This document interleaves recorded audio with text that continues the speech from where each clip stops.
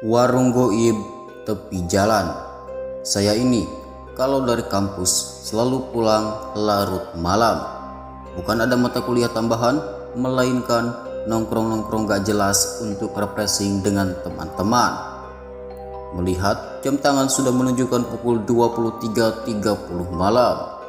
Saya dan ketiga teman saya, sebut saja namanya Ivan, Rizky, dan Sony, memutuskan untuk pulang.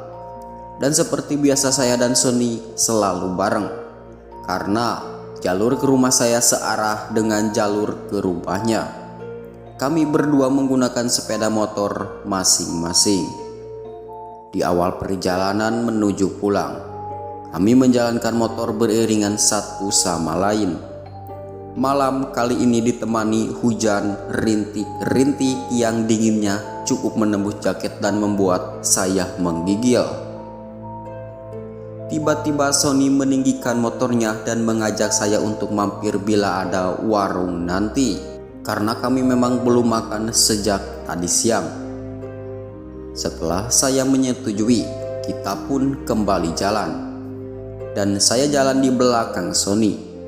Di perjalanan yang sepi ini, hanya ada beberapa pengendara.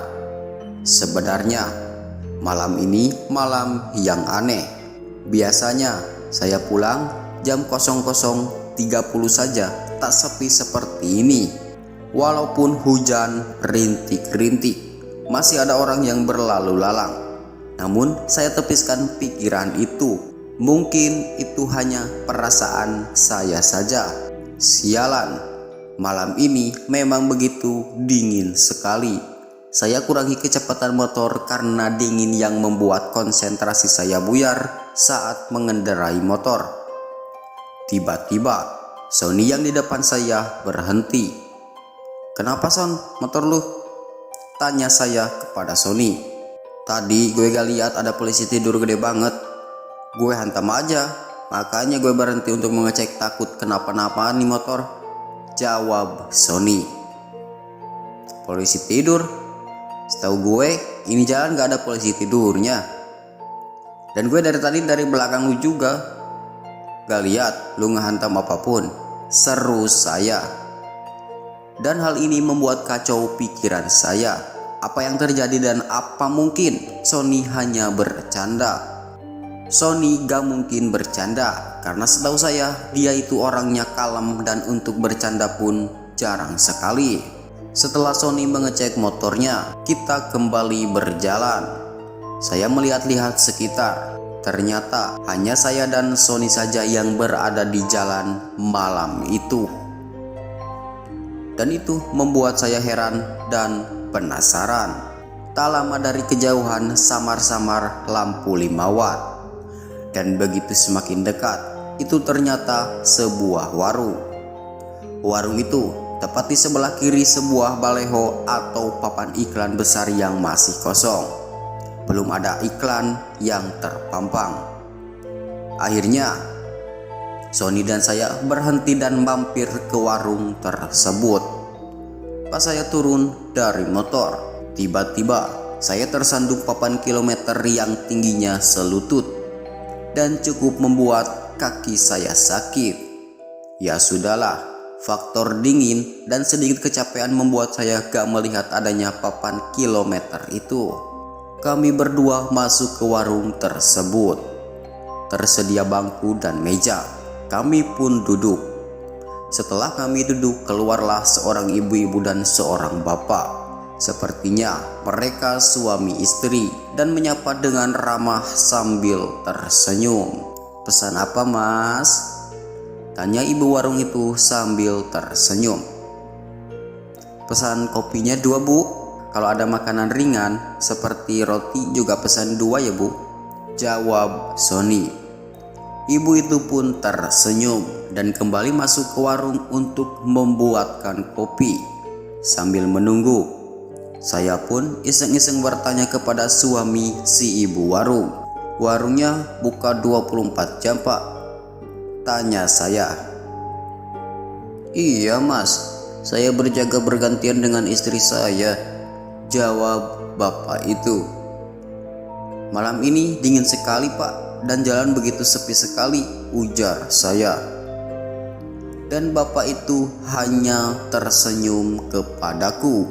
Ini Mas, kopi sama rotinya, ujar ibu warung sambil menyuguhkan kopi dan roti yang kami pesan. Oh ya, terima kasih ya Bu, jawab Sony. Saya buatkan tahu isi juga ya. Dingin-dingin begini enak loh Mas untuk isi perut mas-mas ini. Masih hangat loh Mas, ujar ibu warung. Ya Bu, terima kasih, jawab saya. Lagi-lagi, ibu itu tersenyum kembali kepada saya dan Sony. Lalu saya ambil tahu isi itu. Kebetulan saya sangatlah lapar karena menerjang dinginnya malam ditambah rintik hujan. Setelah saya makan, ternyata enak juga tahu isi ini. Begitupun juga sambalnya. Sampai-sampai saya dan Sony habiskan tanpa tersisa. Seperti biasa, sehabis makan saya bakar sebatang rokok sambil menyeruput kopi hitam hangat. Beberapa saat kemudian, semua tadi berapa Bu? Kopi 2, roti 2, dan tahu isi kita berdua habiskan. Hehe, ujar Sony sambil tertawa. Semuanya 20.000 Mas, jawab ibu warung sambil tersenyum. Setelah kami membayarnya, kami pun segera melanjutkan perjalanan pulang. Saat saya menuju motor, lagi-lagi saya tersandung papan kilometer.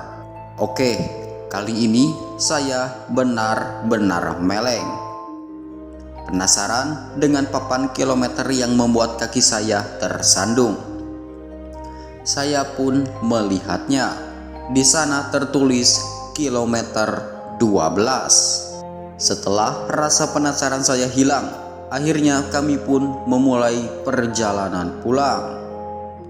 Jalanan masih tampak sepi. Hujan rintik-rintik sepertinya tak mau berhenti juga. Di pertigaan jalan, Sony pun belok kiri. Karena kali ini saya sudah gak sejalur lagi dengan dia. Dan rumah saya masih agak jauh sedikit. Anehnya, di jalan yang menuju ke rumah saya tidak sepi seperti tadi. Ada beberapa kendaraan yang lalu lalang. Sialan, malam ini sangat aneh. Mungkin karena gue kelelahan gitu ya, gumam saya. Sesampainya di rumah, saya sholat isya dan membersihkan diri. Mata pun belum mau menutup alias belum mengantuk. Saya pun mendengarkan lagu. Tiba-tiba HP saya berdering, ada panggilan masuk. Ternyata itu Sony. Tadi lu ngerasa aneh gak selama perjalanan pulang Dit? Tanya Sony melalui telepon. Iya sih, jawab saya. Kirain gue doang Dit. Motor gue pas dicek di rumah ternyata gak ada yang rusak. Padahal tadi gue hantam polisi tidur. Gede banget cuy, ujar Sony. Ya syukur deh Son. Sorry, gue capek banget nih. Gue tutup dulu ya. Besok di kampus aja ngomonginnya, jawab saya. Oh, oke Dit, ujar Sony. Karena perjalanan tadi malam membuat saya stres gak seperti biasanya. Akhirnya saya memutuskan untuk tidur dan menutup telepon dari Sony. Akhirnya saya pun tertidur. Seperti biasa, alarm HP saya pukul 5 pagi berdering untuk membangunkan sholat subuh. Mata terasa berat untuk melek. Namun betapa kagetnya saya karena terlihat samar-samar bapak dan ibu warung itu sekarang tengah berdiri di sudut kamar saya dengan muka pucat dan tanpa berekspresi. Sepertinya saya antara sadar dan tidak, atau hanya berhalusinasi saja. Sialan, apaan lagi nih? Saya pun tertidur kembali dan melewatkan sholat subuh. Pagi pun menjelang. Jam menunjukkan pukul 7 pagi. Saya pun bergegas berangkat ke kampus. Saya berencana berangkat melewati jalan semalam dan melihat apa benar ada warung di situ. Teringat ada papan iklan besar dan papan kilometer 12 di sana. Akhirnya saya sampai di jalan yang kemarin saya lewati. Ternyata jalan ini tidak sesepi malam hari. Dari kejauhan terlihat papan iklan besar. Setelah saya dekati, di sana juga terdapat papan kilometer bertuliskan KM 12 yang membuat saya tersandung semalam. Ya, tidak salah lagi. Ini tempat saya dan Sony semalam mampir ke sebuah warung. Dan betapa kagetnya saya karena tepat di sebelah kiri papan iklan besar yang masih kosong itu, ternyata hanya sebuah kebun kosong yang ditumbuhi rumput ilalang dan semak belukar. Tidak ada satupun warung di situ. Namun di dalam kebun terlihat dari kejauhan ada sebuah rumah kosong yang nampak tua. Rumah itu pun atapnya sudah runtuh sebagian. Entah saya berhalusinasi atau tidak.